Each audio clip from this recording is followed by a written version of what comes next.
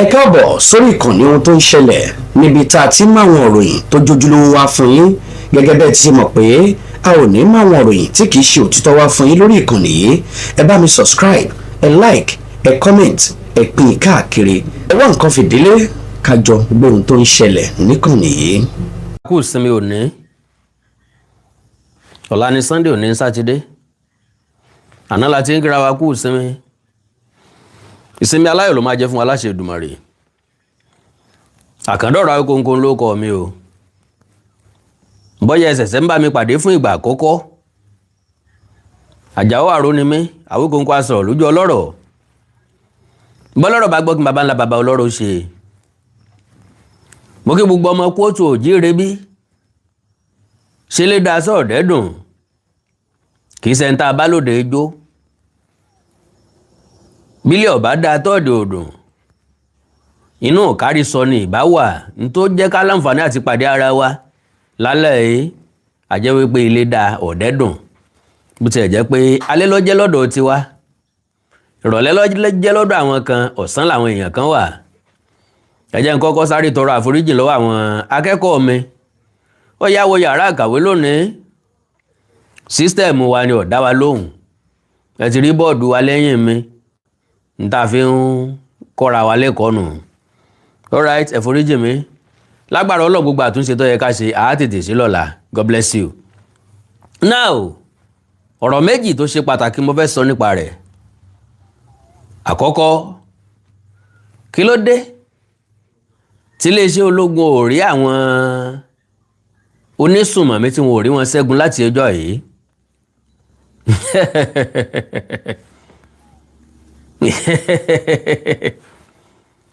ẹ̀rín orílẹ̀-èdè wo nù bí ará Faransé? Kí ló dé tó jẹ́ pé tọ́lọ́pàá bá mú àwọn onísùnmọ̀mí wọn tó ń fi wọ́n lẹ̀? Ẹ gbọ́ ìdí látẹnu ọ̀kan nínú àwọn ọ̀gá nílé iṣẹ́ ológun tó ti fẹ̀yìntì, captain for that matter, ẹni tó ti fojú winá ogun rí. Bákan náà bẹ́ẹ̀ bá rí tọ́pìkì mi, ó ní pé orílẹ̀-èdè Amẹ́ríkà ti kọ́ ọmọ ogun ẹ̀ kúrò lórílẹ̀-èdè Nàìjíríà, bóyá lánàá àtòní àbí lónìí àbí lánàá. So inú fún àyàfu lọmọ orílẹ̀-èdè Nàìjíríà tó wà. Àṣé lóòótọ́ ni pé a kì í lágbára tó kékeré sì kejì ẹni. Ẹ ò gbádùn mi, àì lágbára tó kékeré sì kejì ẹni. Bí ìyàwó bá ń lọ sóko, bó ti wù ká kéré tó àbájọ ọmọ ọdún 5, ọmọ ọdún 10, ọmọ ọdún 8, ọmọ ọdún 10, máa ń bá fà wá lọ́wọ́ lóko, ìyẹn ni pé kékeré yẹn sì kejì onítọ̀hún. Mi bá fẹ́ gbẹ́rù sórí, a lè bẹ̀rẹ̀ gbé láti ilẹ̀ pẹ̀lú wọn ká gbé sórí wọn. Àwọn ọ̀kọ̀ọ̀kọ́ wá kúnlẹ̀ wọn ó gbé sórúnkún, látòrúnkún láti bá wọn fọwọ́ tì í sórí. Ni Yorùbá fi sọ wípé a kì í lágbára tó kékeré sì kejì ẹni.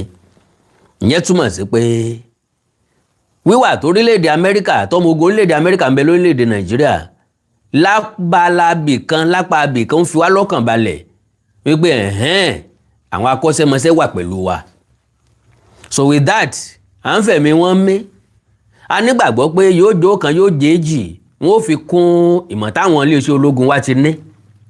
Kí wá ló dé tó orílẹ̀-èdè Amẹ́ríkà ní kí wọ́n máa bọ̀ padà? Kí ló dé tí wọ́n kó nǹkan wọn lọ? Ẹ farabalẹ̀ bí ìyàwó tó fowó ọbẹ̀ dájọ́, bí ó ṣe máa gbọ́ kò bá kùn gbé ọ̀rọ̀ látẹnu mọ̀lẹ́bí ọkọ rẹ̀. Àkàndá ọ̀rọ̀ Awíkonko, aládìtú òwe, atari òdì tiẹ̀ láàbọ̀ rí, mo tún kó wá lẹ́kùnún. Látún túlẹ̀, àdálẹ̀ bí ìṣe wa, gẹ́gẹ́ bí ìwọ̀nba orí ọ̀fẹ́ tọ́lọ́run ọba fún àwa láti lò fún ìran tá a wáyé, láti fi kópa tiwa pé tó alihamudulilayi, èmi náà gbìyànjú èyí tí mo lè ṣe. Lóòótọ́ lóríṣiríṣi èèyàn ń bẹ lórí ìtàkùn ayélujára. Mo láǹfààní àti sọ fún olùgbọ́ pé kálukú wọn ló ń kó ipa tiẹ̀ láti ran àyànmọ́ lọ́wọ́. Àwọn adẹ́rìn-pòṣónú, àwọn ni ọ̀já ronú kú. Àwọn eléré orí ìtàgé ńlọ́jà mọ́ rọ́rọ̀ kan fi sàríkọ́gbọ́n. Àwa náà àjẹ́kẹ́tì yín ó di. Ìyẹn túmọ̀ sí pé kálukú wa ní ń kó ipa tiẹ̀ láti ran kádàrá àti àyànmọ́ lọ́wọ́ kí ìlérí Ọlọ́run kó lè bá àṣẹ náà ní gbogbo ẹ̀. Alright, bẹ́ẹ̀ bá ti wá wọlé kò náà ní nǹkan kan láti bá mi share program yẹn fáǹfààní àwọn ẹlòmíì tí yóò tún darapọ̀ mọ́ wa náà ni àánú Olódùmarè ò ní fi wá sílẹ̀. Ọ̀yá ẹjá lọ nínú ọ̀rọ̀ kó tó dípa máa gbọ́rọ̀ lẹ́nu captain. ẹjẹ́ ń farabalẹ̀ káwọn èèyàn díẹ̀ wọlé náà kó tó dípa wọnú ọ̀rọ̀ lọ. ẹjẹ́ ń farabalẹ̀ káwọn èèyàn wọlé. a sọ̀rọ̀ nípa ọmọ ogun orílẹ̀-èdè Amẹ́ríkà tí wọ́n ti forílẹ̀-èdè yìí lẹ̀. a sọ̀rọ̀ nípa àwọn tí ó jẹ́ kí omi àlàáfíà orílẹ̀-èdè yìí ó tòrò. ọmọ orílẹ̀-èdè yìí náà ni wọ́n o, wọ́n nífọ̀n, wọ́n lè kánná, wọ́n lè ń ka. àárí wọn ṣẹ́gun àríbi tí wọ́n sí. àwọn eléyìí wọ́n ń pè ń kàbá. kàbá yàtọ̀ sí cartel. tán bá sọ pé àwọn kan egbòogi olóró cartel, yóò túmọ̀ sí pé àwọn tí wọ́n ń ṣe tó le tí wọ́n ń kó nǹkan àlùmọ́nì tàbí ọjà tí ò bófin mu kó lórílẹ̀‐èdè kan lọ sórílẹ̀‐èdè míì, àwọn wọ́n ń pè ní cartel. àwọn tí wọ́n ń pè ní kàbá ńlá àwọn afàìjòyè tí ń ṣàkóso ìlú.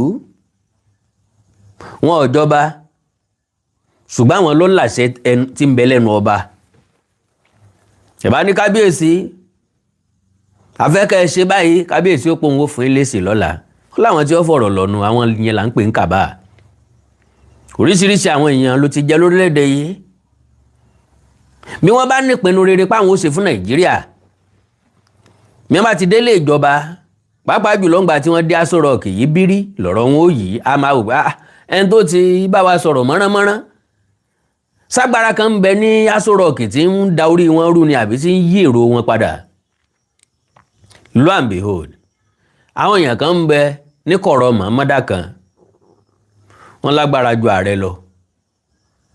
àwọn eléyìí ló lè pé kó gun ọjà, wọ́n lè pé kó gun ó sinmi. àwọn eléyìí ló lè sọ pé kí ìdìtẹ̀gbàjọba ó wáyé, tí ó sì wáyé, tí ó sì lọ́rọ̀wọ́rọsẹ̀, tí kinní kan ò ní ṣe, tí mìmì kan ò ní mì. ṣùgbọ́n àwọn olórí kan náà ń bẹ tí wọ́n gbọ́n nú gbọ́n lẹ́yìn. nínú wọn ni Bọ́lá Ahmed Tinubu wà. ààrẹ Bọ́lá Ahmed Tinubu ọ̀gọ̀. ààrẹ mọ̀ tí ń ṣe. ó mọ̀ wípé bí èèyàn bá fẹ́ tayò, ó bá fẹ́ bá ọlọ́gbọ́n tayò, ó bá fẹ́ bá ọ̀tá tayò, ó ní bá ti ṣe. ṣé ẹ gbàgbé Yorùbá ní ọ̀pọ̀ òpè nípa ọ̀tá. ọ̀gbọ́n Yorùbá ń dáadáa, ọ̀pọ̀ òpè nípa ọ̀tá. báwọn òpè bá ṣùjọ sójú kan gangan against ọ̀tá, wọ́n dẹ̀ win ní ọ̀tá. ọ̀tá lẹ́ńtọ́ máa yóò ta, òpè lẹ́ńtí ọmọ wa yóò yí. God bless you, Madam Ìbùkún Elizabeth, God bless you ma. ó túmọ̀ sí pé òpè kóra wọn jọ sẹ́gbẹ́ kan, ọ̀tá kóra wọn jọ sẹ́gbẹ́ kan. àwọn òpè ní ọmọ pé mọ́gbọ̀wọ́ yún yìí nǹkan ló yẹ kó o tí ì kó ilé ní ọkọ́kọ́ fà lọ́nà. àárọ̀ ọmọ kan ọ̀tá kò ní lè sọ̀rọ̀. bí wọ́n ṣe ń kọ́ ohun nínú ọmọ bíi bẹ́ẹ̀ ni òpè ọmọ jẹ́. gbà tó bá yá ọ̀tá ní òpè dúró, ta ni mò ń bá tayò gan láàrin yín? ṣé kí n dálẹ̀ kẹ́ mọ́ ta nǹkan yín? èyí ò bínú kó wájú wọn kí wọ́n má fi lu ààrẹ ṣe ẹ̀yẹ́. so gẹ́gẹ́ bẹ́ẹ̀ ni ọ̀rọ̀ orílẹ̀-èdè kórílẹ̀-èdè ṣe rí tí Nàìjíríà lọ́wọ́ burú jáì. torí wípé àwọn tá a pè lólórí, ìfẹ́ wa gan ò fi gbogbo ara sí lọ́kàn wọn dáindáin. lóye jẹ́ pé bí wọ́n bá ti bá wọn sọ̀rọ̀ pé wọ́n ṣàkíyèsí tàbí pàṣẹ fún wọn, ńláṣẹ ti ń múlẹ̀. torí pé àwọn gan ò ní kan ṣe tẹ́lẹ̀tẹ́lẹ̀. ìnirú wa ò sí gbọ́dọ̀ débi pa afẹ́ sòṣèlú afẹ́ ṣèjọba lórí pa ńlá sẹ́fọ̀n bí làwọ́ ṣe o ẹ̀ bá yọ mí ń jọ kejì ẹ̀yin tẹ́ mọ kọ́kọ́ rí gẹ́gẹ́ bí kàndánù rẹ̀ sí un tẹ́ ẹ pera yín kàbá un wọ́n ti kọ́kọ́ pàṣẹ kan lọ yanjú gbogbo yín pátápátá lágbára Ọlọ́run mi ìyẹ̀rú ọ̀kì ìyẹn burú afájà lọ àṣejù ojú ọjà. Well, kí ló dé torílẹ̀-èdè Amẹ́ríkà fi káwọn ọmọ ogun ẹ̀ kúrò ní àyín? US pulls troops from Nigeria after counter-terrorism operation. General Anderson ló lead wọn wá bí. The United States has withdrawn the majority of its military personnel deployed to Nigeria for a joint counter-terrorism mission in the Lake Chad Basin, while maintaining intelligence sharing and other security cooperation with Nigeria authorities. Wọ́n pa àwọn ọ̀ràn wá lọ́wọ́ mọ́ ṣùgbọ́n àìbó ní sùúrù àdèdè egun ẹ má gbàgbé orílẹ̀-èdè Amẹ́ríkà orílẹ̀-èdè tó létò ni wọn ò ráàyè gbádìí ẹ̀sìn ńgbà wọn ti ń bọ̀ wọn ti lọ́jọ́ tán fẹ́ kúrò alágẹmọ ti bímọ ẹ̀ ná àìmọ́jó ń bẹ lọ́wọ́ alágẹmọ ní tí wọ́n kọ́ wa bó bá wù á ká lò ó ntọ́ yẹ ká ṣe bó bá wù á ká ṣe é but lo and behold sógun àwọn onísùnmọ̀mí lè tán Nàìjíríà mọ́dá òtẹ̀ ẹ farabalẹ̀ mọ́ gbọ́ mi o. Commander of US Air Force in Africa General Dagvin R.M. Anderson announced the development during a virtual press briefing on the outcome of the African Chiefs of Defense Conference 2026. He said the partnership between Washington and Abuja remain active, particularly in intelligence operations targeting the Islamic State, ISIS. According to Anderson, the specific mission that required the deployment of US troops has been completed. Eléyìí tẹ́ ẹ ti nílò presence wa pé ká yọjú ká wà ń bẹ̀ àti ṣe àti parí iṣẹ́ tiwa. Tàbùrọ̀ kọ́ mọ ogun Amẹ́ríkà sínú igbó ńlá sọ pé làwọn kò tó máa bá Tinubu. Ó fẹ́ gba Nàìjíríà ni ó fẹ́ gbé Nàìjíríà fún orílẹ̀-èdè Amẹ́ríkà ó fẹ́ ta Nàìjíríà fún Amẹ́ríkà ni ńgbọ́ jẹ́ pọ̀ lẹ́ni ńgbọ́ jẹ́ pọ̀ òun ò lè ṣàkóso ó ti gbàkóso Nàìjíríà lọ́wọ́ Amẹ́ríkà. Gbogbo àwọn nǹkan yẹn máa ń fa ìrẹ̀wẹ̀sì ọkàn. Okay. Prompting the withdrawal of the most personnel, however, he noted that the United States will continue providing intelligence assistance at the request of the Nigeria government. Bẹ́ẹ̀ bá béèrè o bẹ́ẹ̀ bá béèrè ìrànlọ́wọ́ lórí àwọn nǹkan kan logistic intelligence á ṣe fún yín o at request.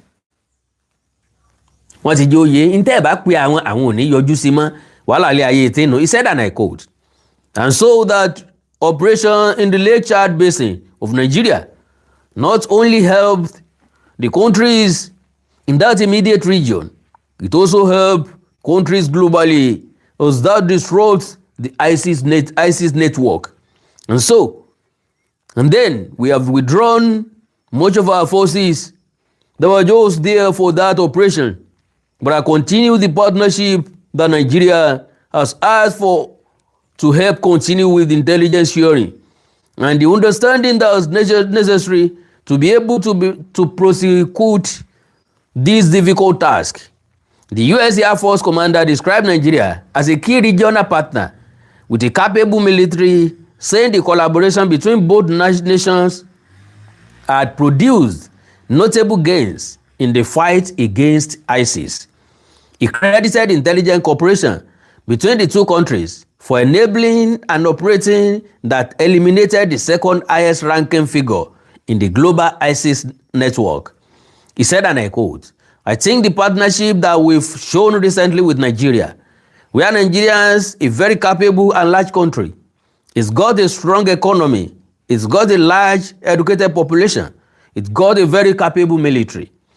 But there are things that we have learned in the counter-terrorism fight over several years that we were able to assist and integrate with them to help them with their intelligence and help with intelligence sharing that eventually led to a cooperation effort to where we were about to bring some unique capabilities that US brings and be able to prosecute together the number 2 leaders within the ISIS or Daesh organization, who is responsible for much of their global operations, their global media, and their recruiting. Okay? Sáwọn terror ò ní láǹfààní àti recruit ọmọ ogun mọ́. All right? Anderson said the operation underscored the effectiveness of intelligence collaboration over prolonged foreign troop deployments.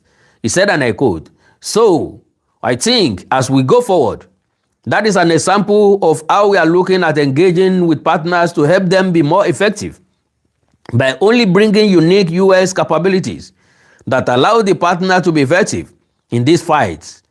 While state police may be Nigeria's next security imperative, we also called for deeper intelligence cooperation among African countries to tackle terrorism, drug trafficking, and other cross-border crimes." The US commander cited a recent multinational operation that intercepted a record 31,000 shipments of cocaine originating from South America and passing through the West African coastline, saying effective intelligence sharing made the seizure possible. He said, and I quote, "I was able to coordinate through our interagency in the United States through AFRICOM, and then notify some of the partners. And eventually, it was a Spanish ship that interdicted the ship that had 31 tons of cocaine on it.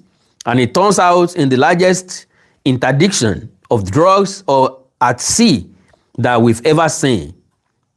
He added that sustained collaboration among African governments, international allies, and private sector stakeholders will be vital to confronting security challenges while fostering economic growth and attracting investment across the continent.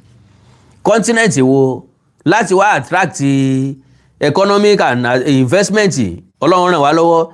The United States deployed about 200 military personnel to Nigeria in February 2026 to assist with intelligence, surveillance, and counter-terrorism operations in the Lake Chad Basin, as both countries expanded cooperation against ISIS and other extremist groups operating in the region.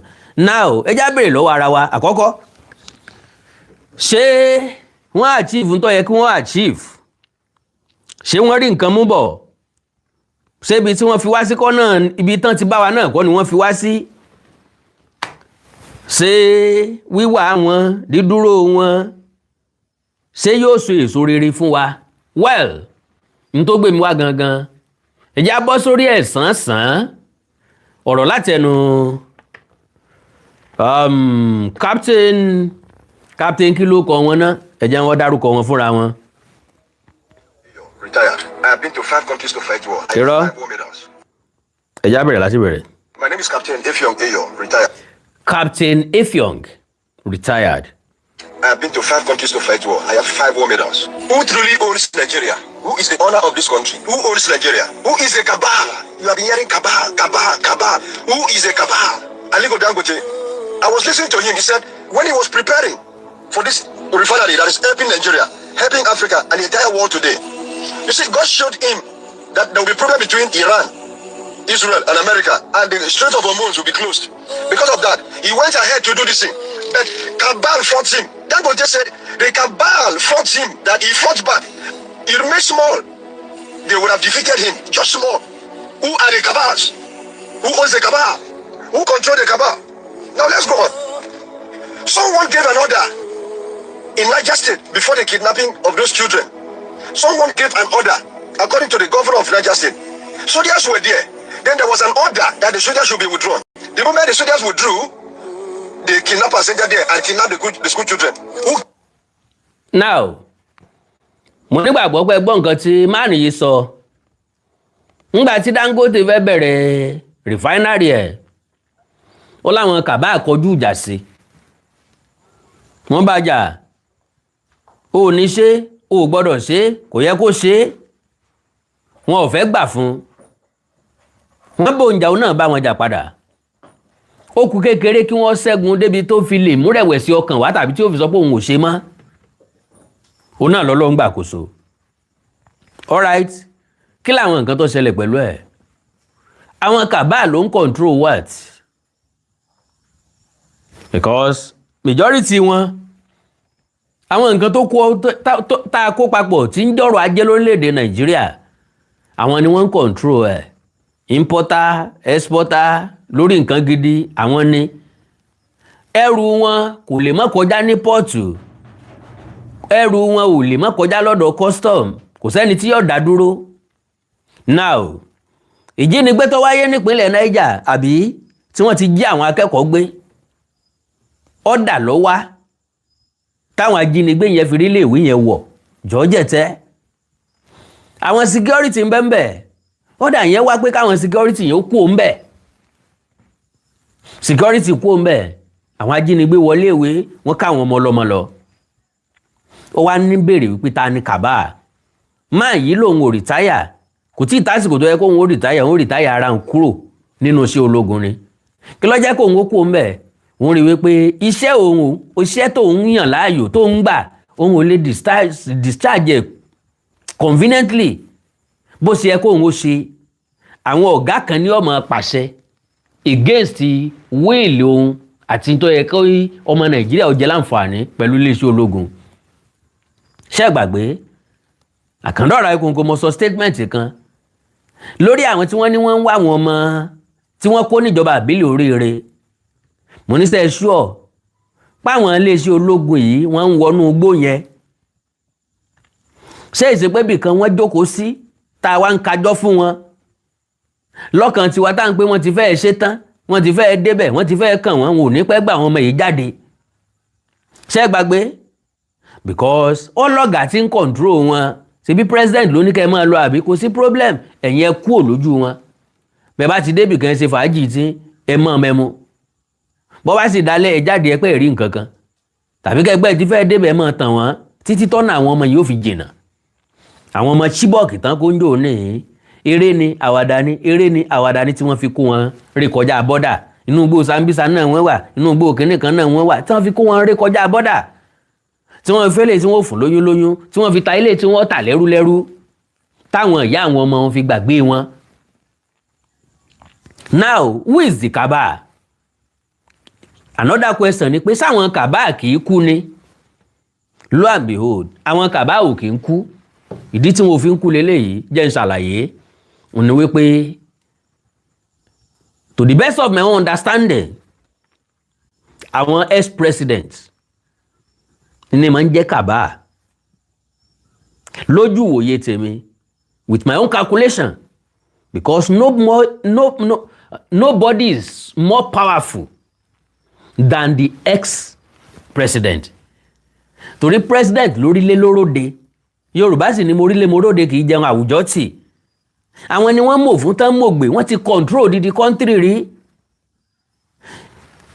Any president tí yóò bá sì jẹ́ yóò dé ọ̀dọ̀ wọn ní kọ̀ọ̀kan. Ẹ lọ wádìí ẹ̀ dáadáa.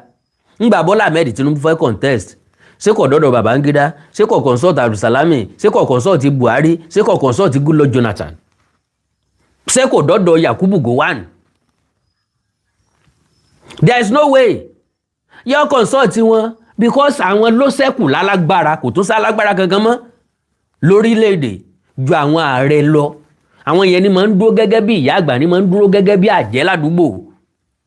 Àwọn làjẹ́ orílẹ̀‐èdè. Àtẹ̀bádẹ̀ wá wò ó yàtọ̀ sí Goodluck Jonathan kò sí eléyìí tí ó jagun rí láàrin wọn. So lọ́kàn tèmi bẹ́ẹ̀ mi ṣe rò lójú ìwòye tèmi àwọn ex-president ni máa ń jẹ́ Kaba. Kí wá nìdí tí wọn kì í fi kú, kí nìdí tí wọn kì í fi tán? Òun ni pé báwọn kan ṣe ń kú làwọn kan ń kúrò lórí àlééfà náà ń darapọ̀ mọ́. So that is just the bitter truth. The order. Who gave? Senator Adam Oshimole shouted in the Senate. Everybody was making video about that. They say, who gave the order? They must bring the person to justice. Senator Godswill Akpabio. Adam Oshimole kàn fi ariwo ṣòfò lásán. Ta ló give order pé káwọn security yẹn kó ń bẹ̀ tán fi ráwọn ọmọ yẹn kó? Wọ́n l'Akpabio kan wò bí orí ẹran ni. Kíní yẹn ti kọjá agbára wọn, ó kọjá òye wọn. má jiyàn dẹ̀ láfáwódá, má jiyàn láfáwódá, wọn ò gbọ́dọ̀ jiyàn. Tinubu ò gbọ́dọ̀ jiyàn tán bá pàṣẹ fún. Ẹni tí ń wápò tàbí tí ẹ̀sẹ̀ ń bọ̀ ló lè pàṣẹ fún president tí ò ní gbọ́, kì í ṣe ẹni tó ti kú tó ti débẹ̀ rí, tó ti kú ń bẹ̀. Ní tí wọ́n sọ fún ni pé bá a ṣe bá nu, báwa náà ṣe fi síbẹ̀ nìyẹn. Wọ́n wá fún ní reference. Ọ̀ràn tí ìgbà báyìí tí mo wà lórí oyè, nǹkan báyìí tó ṣẹlẹ̀, kí ló dé tí mo fi gbà kí wọ́n ṣe? Kẹ́mi mi ọmọ bàbá lọ ní. Nígbà tí wọ́n dàgbà tó stage yẹn, tẹ́rù kú tún bà wọ́n. Àwọn olórí burúkú fẹ́ ju sáyé. Was here looking at him like movie. He cannot do anything. Who is that cabal that is making about you that I know and they can talk anyhow, cannot talk? Who is that cabal? Who controls the cabal? Who owns the cabal? That Adam Shimon with all his money, at the end of the day, he cannot do anything. Who is the cabal? Who is controlling Nigeria? Now, we have what we call service chiefs. The chief of army staff, the chief service chief wa. Of air staff, the chief of naval staff, the inspector general of police, or maybe the chief of the bandit staff if we have another one. And we know that the overall is the chief of defense staff. Now, when you reach the time for them to take order, you reach the time for chief of army staff to give order, he go give excuse, in the fear. You reach the time of chief of naval staff to give order, in the fear. Now, mo nígbàgbọ́ pé majority wa náà máa ṣàkíyèsí láyé ajagunfẹ̀yìntì Muhammadu Buhari tí wọ́n ní wọ́n discover list àwọn tó ń sponsor Boko Haram. Ó tún nira fún government láti announce wọn. Ó wá ní òsì kábàámbì kankan. Ó nira fún ìjọba, ó nira fún a whole president láti announce orúkọ wọn, láti gbókọ wọn síta. Wọ́n ẹ̀sẹ̀ ń sọ pé we've gotten their name, we will announce soon. Announce soon bó. Ǹjọ́ mo ti rí náà ní ti kéde ẹ̀ síta nítọ̀dọ̀ tèmi. Later ni wọ́n ṣẹ̀ṣẹ̀ máa pè ní mọ̀ pé mi mọ̀ tí mo fi sọ síta, ẹ̀ bá ti tètè sọ̀rọ̀. Àjọ máa rọ òwúrọ̀ fún ẹ̀. Àwọn èèyàn ti kọ́kọ́ mọ̀ tí ń ṣẹlẹ̀ náà. Ká tó jọ máa bẹ̀rẹ̀ wa lábẹ́lé. It reach the time of chief of air staff to give order, in the fear. It reach the time of inspector general of police to give order, in the fear. Hey, that will never even do so.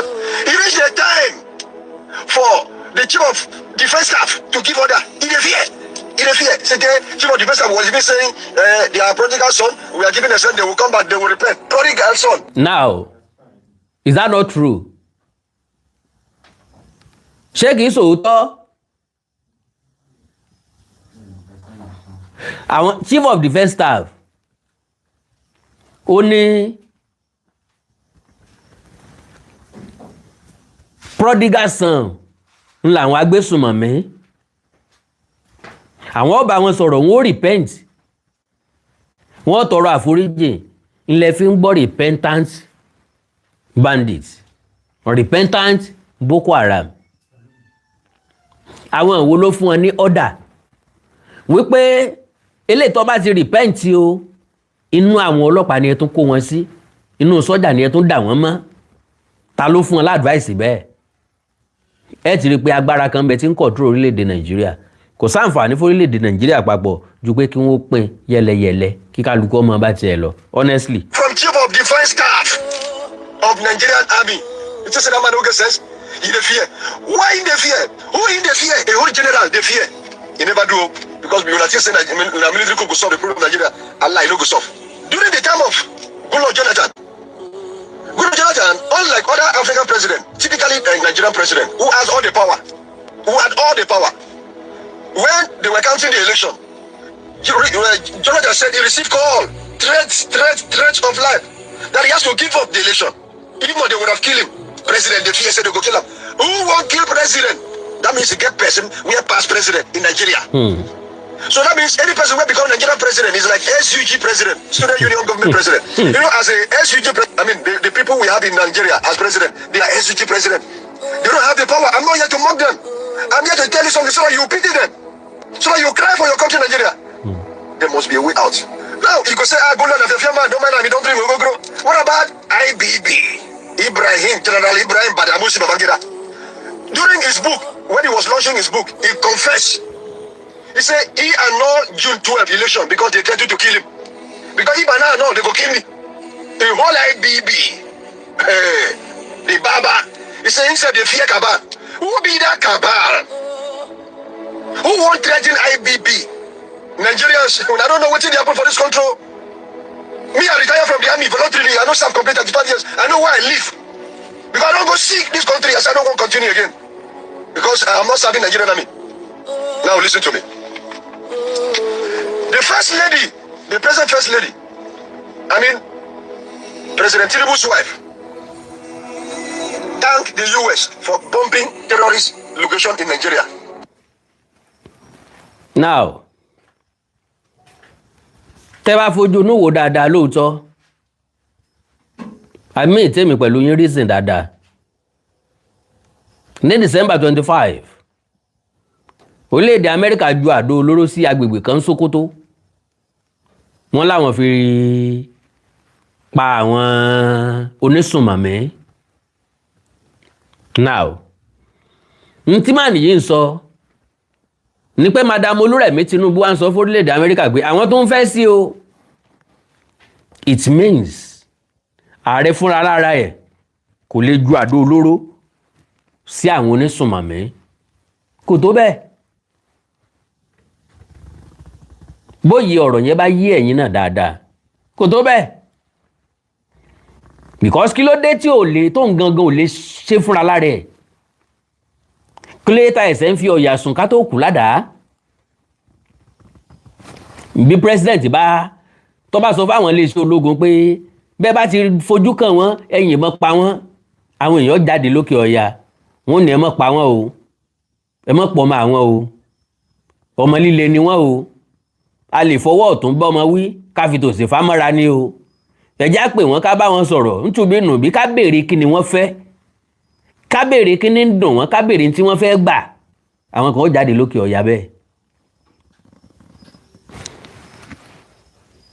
In Sokoto, and she still went ahead to appeal that President Trump should come back and do more bombing, meaning Nigerian president self, get power to bomb terrorists in Nigeria. He doesn't have the power. President Tinubu is not weak. He's not weak. Of course you know. President Tinubu is in a place where we say, he just thinks saying go work, but when he reach here, because he say, I saw this place be, he know he bomb. Who burn him? President Tinubu no fit give order. He no fit. Don't mind all this what they do. That's the way when they go French, when they go Benin Republic, go Canada, they come. You see now, the instruction they gave him. They gave him instruction. He cannot do it. He cannot do it. Okay, if he can do it in Benin Republic, why not he do it in Nigeria? Why not he do it in Nigeria? If he go in Benin Republic, look my eye. Use your brain logically. Don't be emotional about this. If President Tinubu can go to Benin Republic and bombard other country, why not he bomb in Nigeria? This is not too much. Let me leave it for. Wow. What a revealing secret. Oyeyemi pọ́jọ̀ ọ̀gbọ́n lẹ́yìn tí ń wò wá. Oyè ń kọjá àlàyé tá tún lè ṣe lọ. Gbogbo àwọn eléyìí tá ń ṣe yìí, mo fọlọ́run búra láti pé ìwọ̀nba àwọn tó ní làákàyè ṣàkíyèsí ni o. So that you won't be able to be troubling yourself too much on this country. Ó ní yọrẹ lẹ́nu púpọ̀ lórí ọ̀rọ̀ Nàìjíríà. Wá kàn wo ọ̀rọ̀ Nàìjíríà as one of those things. I do tell people, pé anybody tí bá ń pariwo lórí ọ̀rọ̀ Nàìjíríà tí ń jiyàn lórí ọ̀rọ̀ president, ẹnìkan ló dá, kìnìkan ló dá, kìnìkan ni ó dá, igbádógójì èrò wájà, òye Nàìjíríà ò yó nítọ̀hún, ẹ pé wọ́n ẹ jẹ́ ká bá sọ̀rọ̀.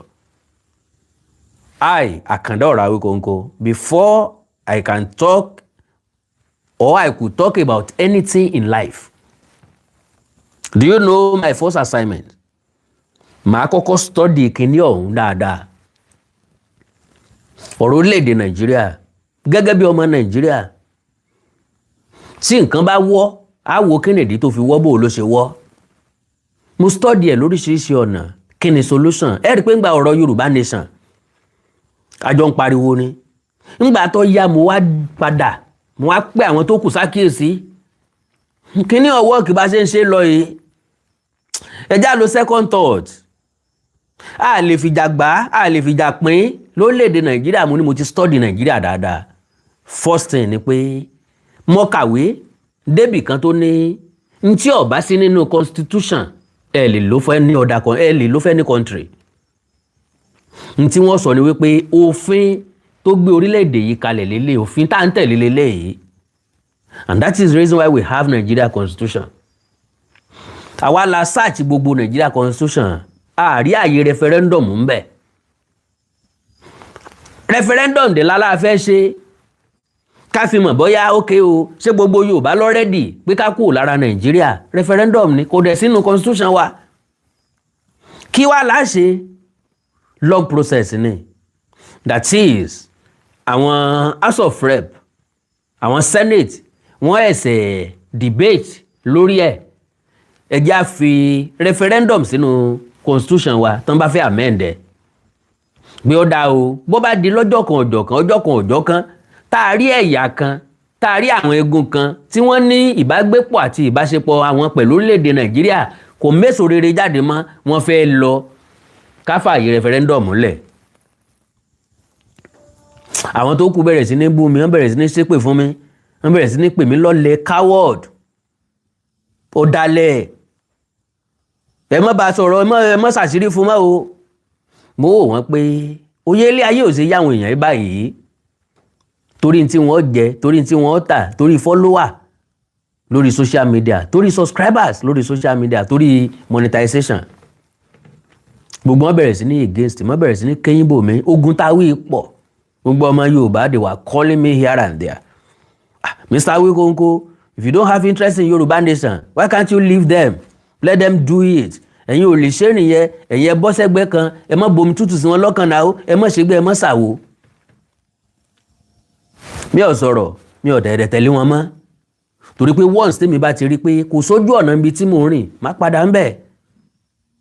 àsáàpù ni ń padà lójú ọ̀nà bẹ̀ mi tọ́jú ọ̀nà yẹn má lọ. wọ́n ń pe December kìíní kan la máa gba Yorùbá nation mo ní kò sọ́nà ń bẹ̀. ń gbọ̀rọ̀ òṣèlú dẹ̀dẹ̀ tí Bọ́lá Tinubu dé mo ní tó ọmọ ẹni òṣèdí bẹ̀bẹ̀rẹ̀ kákólẹ̀ kẹ́sídẹ̀ ọmọ ẹlòmíì ẹ lè látẹ̀lé àtúndò èkó àtúntẹ̀lé Tinubu wọ́n ní tá a jẹ là ń wá káàkiri n ò tí ì jẹ nǹkan kan lára Tinubu látìgbà náà gbogbo àwọn tá a jọ ṣe ń gbà náà n ò tí ì dá iná bẹ nìkan kan látìgbà tá a ti tàbújá dé títí dòní. Why? Mo wà fulfilled. Kí ni fulfillment mi? Ò ní pé mo tẹ̀lé èèyàn ó sì wọlé èmi kọ́ mo dìbò fún èmi kọ́ mo gbé débẹ̀ ṣùgbọ́n mo fún support pé ẹni nìkan la máa lè approach láti tébù kéèsì olóyè Sunday Adéyẹmọ Ìgbòho mo fọlọ́ ń búra. So now kí ni tí mo mú jáde ń bẹ̀ gbogbo àwọn tó ṣépè fún mi gbà náà wọ́n ti wá ń pariwo Bọ́lá Tinubu ọ̀ lónìí. Kí ni tí mo fẹ́ mú jáde ń bẹ̀ ni pé mi máa kọ́kọ́ study nǹkan mo study ọ̀rọ̀ orílẹ̀-èdè Nàìjíríà. Àkọ́kọ́ ni pé mẹ́tàlá Bọ́lá Ahmed Tinubu ò lè tún Nàìjíríà ṣe. má expect too much from him wàá wà disappointed. ilẹ̀ fi wà disappointed. ilẹ̀ lómi fi ń ṣépè káàkiri lórí social media. náà fi ń bú Tinubu yára ń díà. Because expectation yín ti pọ̀ jù lórí ó ti ga jù lórí ẹ̀ èmi ò expect nǹkan kan látọ̀dọ̀ ẹ̀ ní ó jẹ́ kó rí bákan lọ́dọ̀ mi. Lo and behold arajọ ni gbogbo wa ni mo fọlọ́ ń búra ara gan tún lè fẹ́ ní èmi gan ju majority àwọn tí ń pariwo lọ but I won't show it torí mo study situation life ń gbé kí nǹkan tó dáa yóò kọ́kọ́ bàjẹ́ àti pé tí nǹkan bá ti bàjẹ́ kọjá àlà kẹ́ ẹ tó rí tó ṣe yóò gba sùúrù àtọgbọ́n bẹ́ẹ̀ bá daléwó ní ìsẹ̀yìn if care is not taken ẹ ṣẹ̀ṣẹ̀ bẹ̀rẹ̀ padà láti foundation ni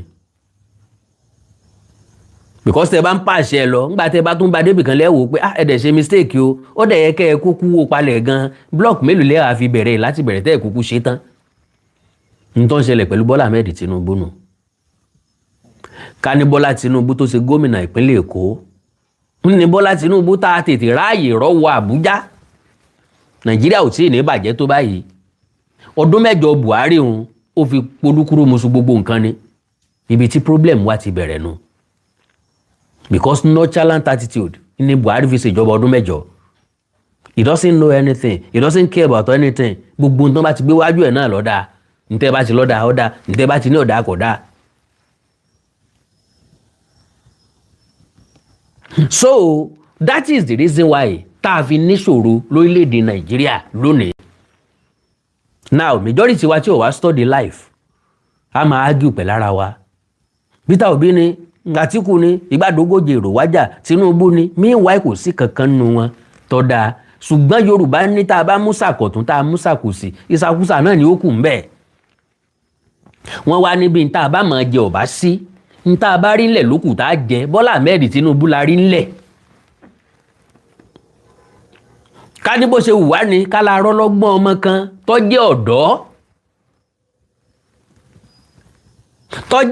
tó kúnjú òṣùwọ̀n. Bọ̀lú àǹbì o ẹ̀yin ọ̀dọ́ náà ò tó ní support ẹ̀ tó ní dìbò fún torí kò ní fún yín lówó. So mo máa ń sọ fáwọn èèyàn as far back as 2008 irọ́ 2018 ń pé tẹ́ bá fẹ́ kí Nàìjíríà ó dáa ó di ọjọ́ tẹ́ bá stop láti máa gbowó lọ́wọ́ olóṣèlú ìgbà náà lẹ tó ní hope ni mo pè yín sọ pé tí Nàìjíríà ó dáa o ìgbà náà ni hope tó wà wípé orílẹ̀-èdè yìí máa dáa lọ́la. Bọ̀tọ̀ olóṣèlú wá ó fún ọ lówó ọgbà àbí kó tó dìbò kọ́kọ́ tẹ́wọ́ gbowó ná ó ti gbowó ọjà rẹ̀ ọjà lọ́ta ó ti gbowó ẹ̀ kò yẹ kó complain mọ́ kò sépè tẹ́fẹ́ sẹ́fọ́ olóṣèlú yẹn kò lè mú láéláé. So torí pa wá study Nàìjíríà kò túmọ̀ sí pa gbọ́dọ̀ ní lọ́kàn pé kò ní dáa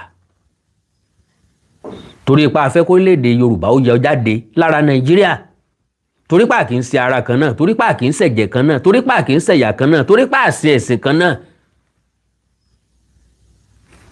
Ẹ mọ́ mind mi o pa àwọn kan join Christian àwọn kan join Muslim ẹ̀sìn ara wọn wọ́n ń ṣe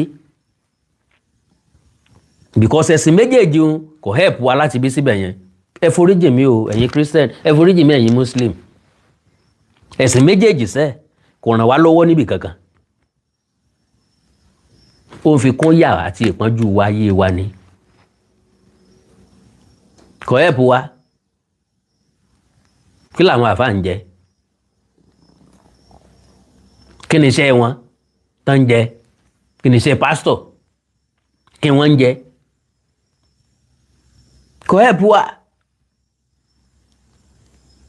ẹ sọ̀rọ̀ àdúrà tá a ti gbà Nàìjíríà ìwónú ẹ̀ lọ́gbà ẹ má jà lọ bẹ̀ ọ́n. So ọ̀rọ̀ lórí àwọn kàbá Bọ́lá Tinubu náà sì gbọ́n ṣùgbọ́n àwọn kankan ń bẹ tí Bọ́lá Ahmed Tinubu lè ṣe ṣùgbọ́n tí ó bá kù gẹ́ngẹ́rẹ́ kó kú lórí àlééfà kò gbọ́dọ̀ gbìyànjú ẹ̀. Àkàndọ̀rà kò nǹkan ọmọ kékeré ni mí lóòótọ́ ṣùgbọ́n mo gbìyànjú láti ṣe àwọn ìwádìí tó pọ̀.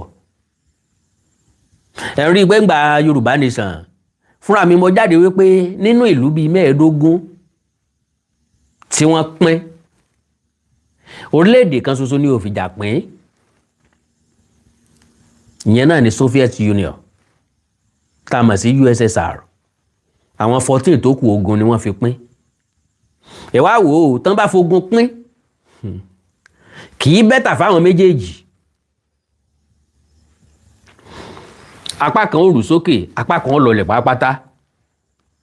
Ẹ mú North Korea àti South Korea ẹ fi wọ́n ṣàkàwé ẹ mú Sudan àti South Sudan ẹ fi wọ́n ṣàkàwé àtoríṣiríṣi orílẹ̀-èdè bẹ́ẹ̀ bẹ́ẹ̀ tí wọ́n fìjà pín tán fìjà lọ kì í san mọ́ná fáwọn méjèèjì papọ̀.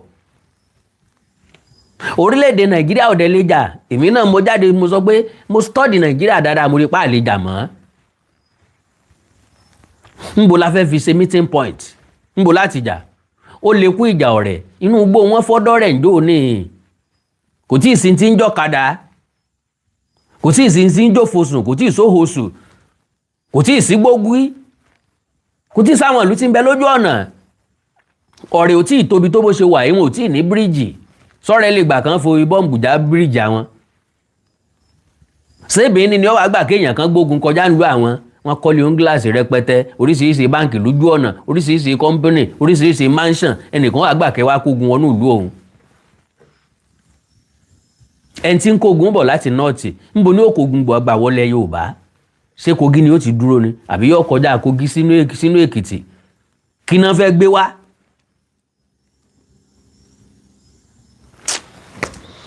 God bless you Mr. Say Meg Rotimi, God bless you sir mi ní wáyé sir God bless you sir. ṣé Kogi ló ń tàn ó ti dúró ta ni ó gbógun wọ̀lú Ìbàdàn látòkè Ọya tàbí láti ilẹ̀ Yíbò bó bá gbógun wọ̀lú Ìbàdàn bó ló ṣe jáde bó bá dúró sí Ìwó Road ọmọ tí yóò ná wa ni kò ju ó dọ̀pù lọ á do dọ̀pù lẹ̀ lásán ni ọ̀nà géètì tán bá ti páàkì tírélà kan sójú ọ̀nà ń bẹ̀ àtọ̀nà tó wà àtọ̀nà tó lọ tírélà kọ̀ọ̀kan kan fi dábù ẹ̀ ọ̀nà tẹ́ fi gun bíríìjì lọ sọ́nà Ìbàdàn tírélà kan ń bẹ̀ ń ọ̀nà tẹ́ fi sọ̀kalẹ̀ láti bíríìjì ọ̀nà Ìbàdàn tírélà kan ń bẹ̀ ń ọ̀nà tó lọ sọ́nà Ifẹ̀ tírélà kan ń bẹ̀ ń ọ̀nà tó tọ̀nà Ifẹ̀ wá tírélà kan ń bẹ̀ ń ọ̀nà tó lọ ọ̀nà Ìwó tírélà kan ń bẹ̀ ọ̀nà tá fi gun bíríìjì máa lọ sọ́nà Ọ̀jọ́ tírélà kan ń bẹ̀ ń ọ̀nà tá fi sọ̀kalẹ̀ láti bẹ̀ tírélà kan ń bẹ̀ ká máa wu ẹni tó kógun wá bí ó ṣe ráàyè lọ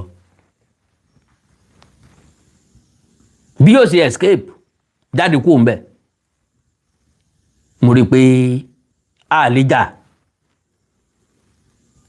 ẹ lọ béèrè lọ́wọ́ àwọn ará Lẹ́kì Àtàjà ṣé wọ́n lè gbà kógun ọwọ́dọ̀ àwọn níbi tẹ́ ẹ ti máa rí ilé 1 billion naira ilé 2 billion naira ilé 3 billion naira mansions lóríṣiríṣi tó jẹ́ pé ògèdè àdó olóró kan péré yóò jẹ́ túútú yóò sọ deruku lásán they will never pray for war tó bá wá rí tó ṣẹlẹ̀ sí Iran tó ṣẹlẹ̀ sí Syria tó ṣẹlẹ̀ sí Lebanon tó wo ọwọ́ kékeré tó ra bà wọ́n Qatar tó wo ìjà Israel àti Palestine lórí Hamas ó ń tọ̀hún ẹni tó wo ìjà Russia àti Ukraine kò ní sọ pé gógun ọ wá mo ní Nàìjíríà ò lè jà àti yọlẹ́ gbogbo afẹ́ gun car tó nice afẹ́ sùn nínú ilé tó make sense sẹ́mi lẹ́sọ̀ pé kí n wá gbébọn lọ́la nísìnyí tí wọ́n á dá yín lóhùn àbọ́lọ́ ń fẹ́ kọ̀ yín ni ìbéèrè tí ń béèrè lọ́wọ́ yín ni pé sọ́wọ́ ń ro ẹ̀yìn gangan ni wọ́n ní kẹ́yìn ọmọ jà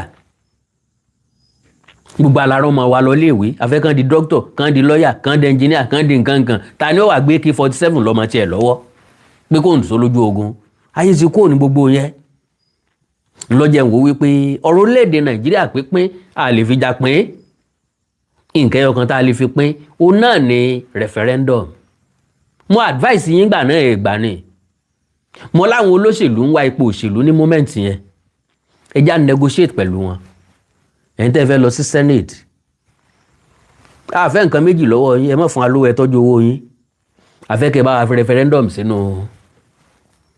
constitution Nàìjíríà wọ́n tó fẹ́ lọ House of Rep a fẹ́ kẹ́ bá wa fi referendum sínú constitution Nàìjíríà torí tí ó bá pé wa mọ́ ká lè sọ pà ń lọ kò sẹ́ni tó dáǹgbà náà kálukú ń tẹ́wọ́ gbowó ní 5,000 10,000 ṣé ẹ̀ tí ì ná tán nígbà náà wọ́n ti kó mi ìdè báyìí election tó ń bọ̀ 2027 wọ́n ó tún fún yín lówó ẹ̀ tún gbà á ẹ̀ tún jẹ̀yẹ̀ ẹ̀fọ́dún mẹ́rin ẹ̀ máa complain máa ṣépè fún Tinubu wọ́n fáwọn governors lówó rọ̀gùnrọ̀gùn kò yọ sí wa lára ń state kò dẹ̀ lè yọ sí wa lára ń state torí pé governor kọ́ ni ó bọ̀ wá nǹkan amáyédẹrùn ní gómìnà ó fowó ìlú ṣe nǹkan amáyédẹrùn mélòó la wá ń rí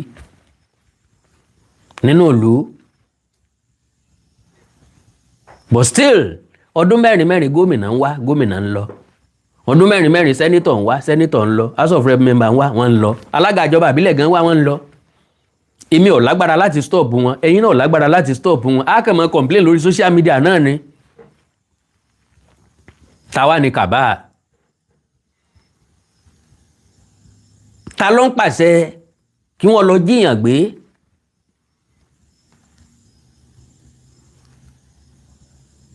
àwọn wo ni ń kó èrè lithium nínú Old Ọ̀yọ́ National Park.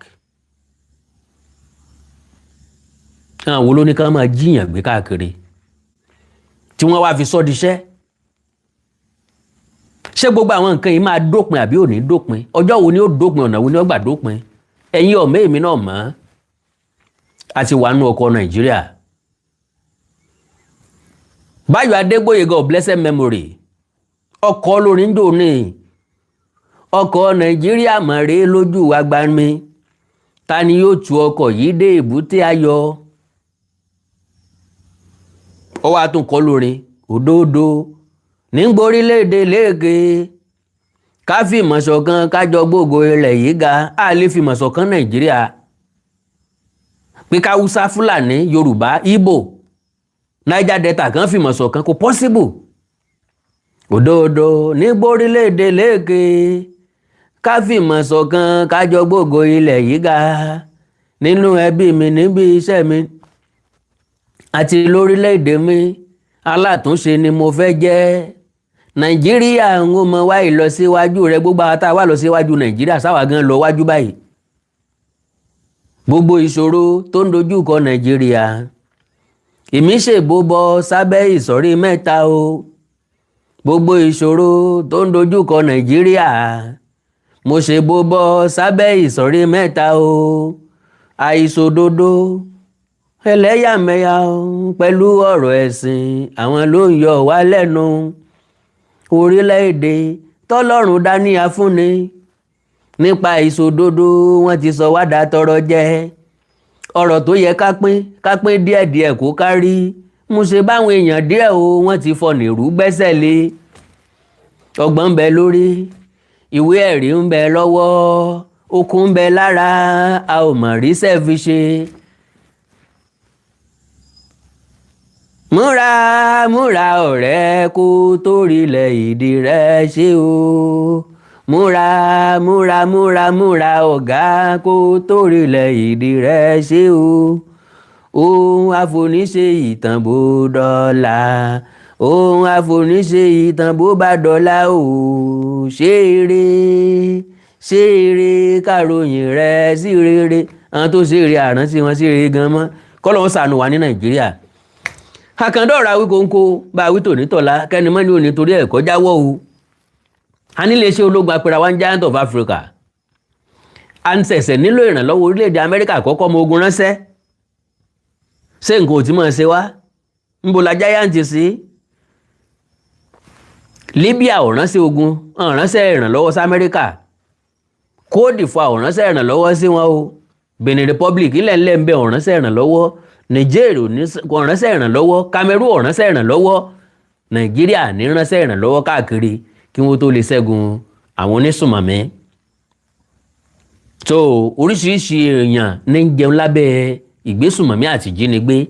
àwọn ọmọ tí wọ́n jí kó ní oríire local government, àwọn ọmọ 39 àti olùkọ́ 6 tá a sì ń wá látọjọ́ 15 oṣù karùn-ún ọdún 2026 àti èrè wọn o, àti ìgbúrò wọn o, àmọ́ bí wọ́n wà pàtó, àti ìmọ̀jọ́ tààrí wọn, àti ẹ̀mọ̀ bọ́yá rí wọn. Jésù Olúwa wa, Tekbir, Allahu Akbar. àwọn olórùmọ̀ ò ní fi wá sílẹ̀ o, oorun ayọ̀ lẹ́sùn o, ànítójú òun dójú kó o. Sọ yẹ kí n gbà pè ṣá bọ́yá ara àwọn tó mọ kàbá ìṣẹ́jú méjì péré +234 915 147 9599 +234 915 147 9599 àti +234 904 851 9362 +234 904 851 9362. bọ́yá rí àwọn tí wọ́n mọ kàbá tí wọ́n lè sọ fún wa. Hello sir. Hello sir. Bọ́lá Tinubu gan ẹ mọ̀ ẹ́ pé kàbá ló wà. Hello, ṣé ń gbọ́ mi? Mo wà pẹ̀lú yín sir. Bọ́lá Tinubu mọ̀ ẹ́ pé kàbá ló wà. Hello, ṣé ń gbọ́ mi? Mo wà pẹ̀lú yín sir.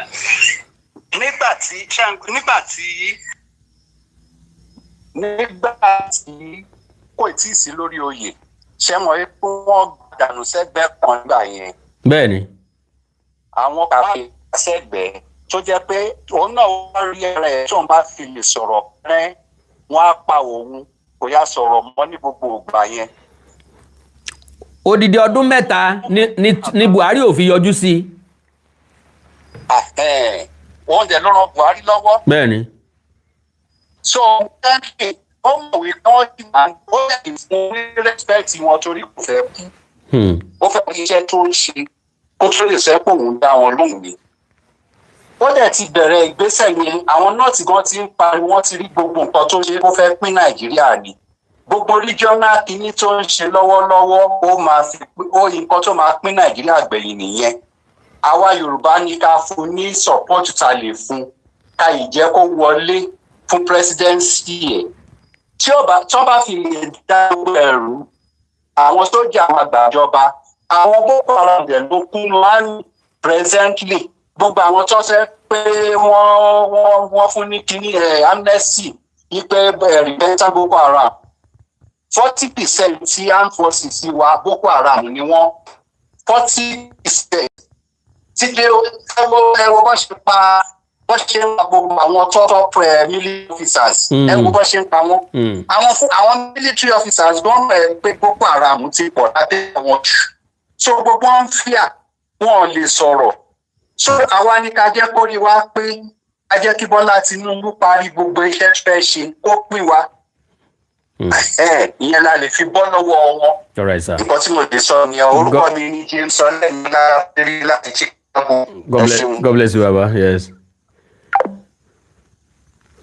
+234 915 147 9599 +234 915 147 9599 àti +234 you are already introduced Kaba to us. +234 904 851 9362 +234 904 851 9362 àti +234 915 147 9599 nọ́mbà àtẹ láǹfààní àti pè sínú wọn bóyá ṣe káwọn èèyàn fẹ́ pè mọ́ ẹ̀sẹ̀ tán fóònù eléyìí ni ẹ má bínú mọ́ ẹ̀sẹ̀ tán táàbù yìí ni ẹ má bínú wọ́n ẹ̀sẹ̀ ń fogún ọdún lóòdù tí n bá offline nísìnyí kọ́ọ̀lù ọ̀ máa wọlé. Mr. Rotimi, God bless you, sir. Mi ní wáyé tí o. Madam Ibukun Elizabeth, God bless you, ma. Mi ò ní wáyé tí ma. Why don't Yorubas want to declare Yoruba nation? They cannot declare Yoruba nation, sir. Treasonable felony ni wọ́n ń pè é. Ẹ̀ntàn bá gbámú kéèsì tí wọn ò kí ń gba lọ́ọ̀yà fún ni, sir. Because federal government lè ń bá jagun wọn ò kì í yọ orílẹ̀-èdè kan kúrò nínú orílẹ̀-èdè kan àfi tẹ́ bá rẹ́dì láti jà ǹdẹ̀rù pa rẹ́dì láti jà so tẹ́ bá ti rẹ́dì láti jà ẹ má declare Yorùbá nation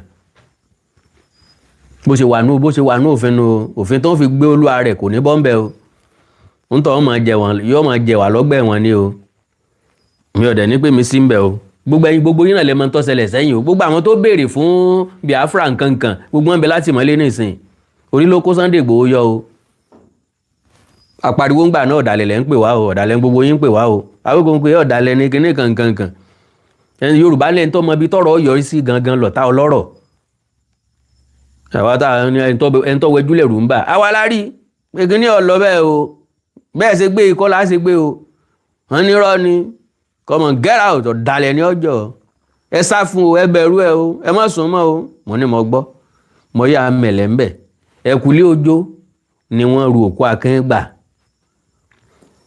ọ̀pọ̀lọpọ̀ àwọn èèyàn tó sọ nǹkan ló máa mọ tí wọ́n tó bọ́ lọ́wọ́ wọn. The former Soviet Union divided into 13 countries yes with fight ń bọ̀ wọ́n ti jà wọ́n jókòó round the table ni ẹ ṣe research yín dáadáa Soviet Union ọjà tàná bá jà tàná fèsì bó ni wọ́n ṣe jàjà wọn wọ́n jókòó yí tábìlì po ni o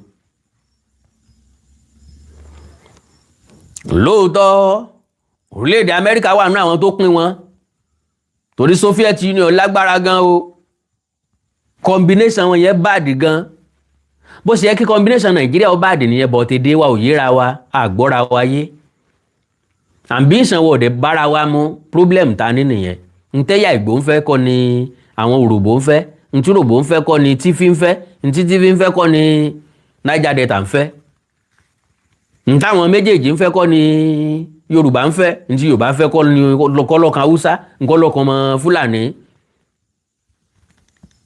They didn't fight.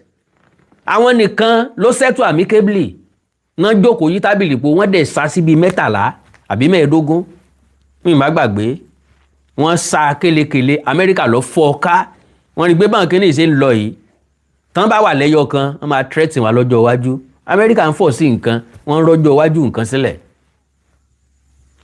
Amẹ́ríkà ọ̀dẹ̀ fẹ́ lù tó máa lágbára jà wọ́n lọ wọ́n fẹ́ tó fẹ́ lé wọn kúrò ní number 1 tán wà yẹn China dúró lé wọn lọ́rùn ni China dúró tìkanra China ni ò sí tọ́ lórílẹ̀‐èdè bọ́n ṣe wá wọ́n di àwọn o wọn ò ní kọ́kọ́ sọ̀kò àkọ́kọ́ bọ̀ wọ́n ń dúró dẹni tí ó kọ́kọ́ sọ̀kò sí wọn lórílẹ̀‐èdè China bọ́n ṣe wá yẹn anything wọ́n ní ju every orílẹ̀‐èdè lọ wọ́n lọ́mọ ogun dá Amẹ́ríkà lọ wọ́n ní nǹkan ìjà ogun dá Amẹ́ríkà lọ wọ́n ní population dá Amẹ́ríkà lọ ṣùgbọ́n wọn ní kọ́kọ́ ju òkú àkọ́kọ́. Mr. Ademola Oguntade, God bless you sir mi ní wáyé tì sir ṣùgbọ́n China ò ní kọ́kọ́ sọ òkú àkọ́kọ́ wọ́n wẹ́n tí ó kọ́kọ́ sọ táwọn wà dá padà fún kódà ẹ̀bùn tó ń káànú so ajá ń sábà ẹkùn náà ń sábà ajá ni Amẹ́ríkà kì í tọ́ wọn wọn ò dẹ̀ fẹ́ tọ́ wọn so orílẹ̀-èdè Nàìjíríà wà complicated àwọn olórí burúkú tí ń jó tí ń so lórí fún wa àwọn gangan ò fẹ́ ká pín problem ta nínú orílẹ̀-èdè Nàìjíríà lè pín lọ́la ọlọ́run nítùbí nùbí tá níjà o Nàìjíríà lè pín lọ́la ọ̀nà wo ni ó fi pín gbogbo àwọn senate wa tá ní South West kí wọ́n jókòó lé kán mọ́ lọ sí chamber mọ́ gbogbo àwọn House of Rep member wa kí wọ́n jókòó lé kán mọ́ lọ sí chamber mọ́ wàláì Nàìjíríà máa pín.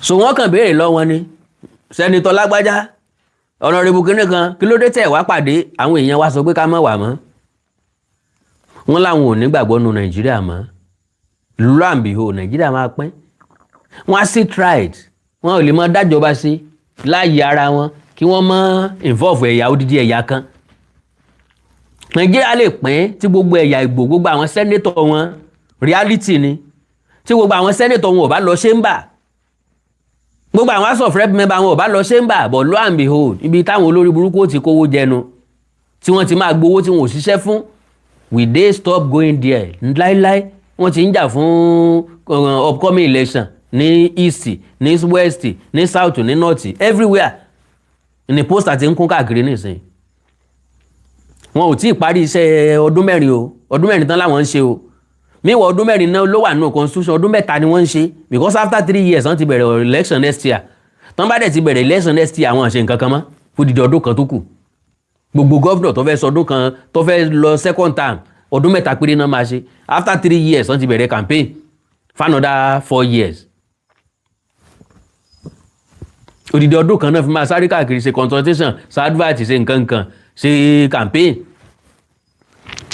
so ọlọ́run nínú àánú ẹ̀ ní yọ́ ran ìran káàró òjìrè lọ́wọ́ o ọ̀nà tá a fi lè pín kúrò lára Nàìjíríà pọ̀ gan now àwọn gangan tí mi ìfẹ́ ká máa discuss púpọ̀ lórí social media ní ọ̀rọ̀ bóyá tinú ó fẹ́ pín Nàìjíríà bí nǹkan ń fẹ́ ká máa discuss ẹ̀ rẹpẹtẹ ká máa mọ hámà lórí ẹ̀ káwọn ẹ̀yà tó kù ọmọ tají lórí ẹ̀ but reality ni kò ní pín outrightly ṣùgbọ́n possibly ó ṣeéṣe kó dá wa padà sí regional government that can never happen Mr. Wikonko you and I know this ó lè ṣe náà ní reality ní sa kò lè ṣẹlẹ̀ torí bẹ́ẹ̀ wọ́n ti ń buta ibẹ̀ ni wọ́n rí gẹ́gẹ́ bí retirement house wọn so wọ́n lè stop láti má lọ reason tí náà fi jíròrò fi lè pín ní tùbí nùbí nìyẹn reason that fi lè pín nù ṣùgbọ́n tí máàlù yìí bá lè dá wa padà sí regional government tánọ́dá government dé tá àgbà fún láti tún change ẹ̀ kúrò a ti múra láti pín nìyẹn.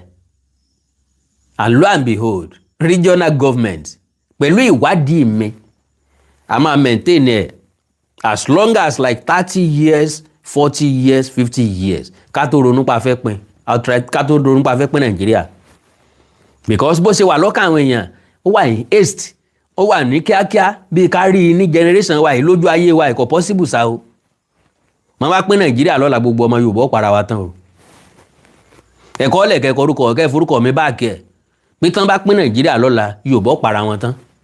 Ogun abẹ́lé ó ṣẹlẹ̀ ńlẹ̀ Yorùbá. Ogun wọ́n bẹ̀rẹ̀ láti ibi tá a fẹ́ gbé capital sí. Yes. Ogun wọ́n bẹ̀rẹ̀ níbi ẹ tí ó jẹ́ president àkọ́kọ́. Ogun wọ́n bẹ̀rẹ̀ bẹ́ẹ̀. Oríṣiríṣi nǹkan la fi jà. Àwọn ará Èkó lè sọ pé àwọn ò bá àwa tó kù lọ. Àwọn wọn sì ní seaport, àwọn wọn ní airport lọ́dọ̀. Gbogbo ohun tí ó jẹ́ kí Nàìjíríà ò pín nìyẹn. Bó bá jẹ́ ọmọ Yíbò ló ní seaport àti airport, wọ́n ti lọ tipẹ́tipẹ́. Mo fọlọ́ ń búra. Gbogbo ohun tí wọ́n fi jà pátápátá, wọ́n ti kọ́ ikú wọlé látòrí omi, wọ́n ti kó wọlé látòrí òfurufú. Tó dá wọn lọ ní international airport, international seaport, tipẹ́tipẹ́. Ọmọ ẹ̀yà Ìgbò ti lọ. Tó bá jẹ́ Hausa Fúlàní ló ní seaport àti airport, wọ́n ti lọ tipẹ́tipẹ́. Yorùbá diplomacy kọlọmọjọ pààyàn dànù. Ẹ like follow page mi lórí Facebook Awikonko TV, ẹ subscribe sí YouTube channel mi Awikonko TV àtOnídèmọdé TV fOnídèmọdé game show. Ẹni nǹkan pàtàkì tẹ́fẹ́ kájọ sọ ẹjá sọ lórí WhatsApp +234 904 851 9362. Òun náà ni only China will never participate in taking war to another country. Láíláí China will never throw the first stone. No, they will never. But they are expecting you to throw yours. And they will now wọ́n wà dá Ọlọ́run lóríṣiríṣi ọ̀nà tí wọ́n gan sọ pé ò béèrè tó bẹ́ẹ̀ pé Ọlọ́run kí ló dé. +234 904 851 9362. I love you all. May God be with you. May you never lack good things in your life. Àjọ sùn lálẹ́ yìí, àjọ jí láàárọ̀ ọ̀la pẹ̀lú ògo àtàgbàrà Ọlọ́run. Ẹ ní gbèsè, ẹ ní gbégbè, èmi náà ní gbèsè, ní gbégbè. Àní mọ̀ bànújẹ́ fún ìṣẹ́jú kan. Àní rí gbé sọnù bí ò ṣe bí ọmọ. Gbogbo ọmọ tó tara wa jáde wọ́n yànjú. Ìyà táwa jẹ wọn ò ní jẹ́ lágbára Ọlọ́run. Mr. Ademola Oguntade, I love you, sir. God bless you, sir. May God replenish your pocket. God bless you, sir. Mr. Rotimi, may you never lack good things in your life. God bless you, Madam Ìbùkún Elizabeth. God bless you, ma. Thanks so much. Ó dàárọ̀, orun ayọ̀ lásùn, àní tójú òun dojú kú. Ó dàbọ̀.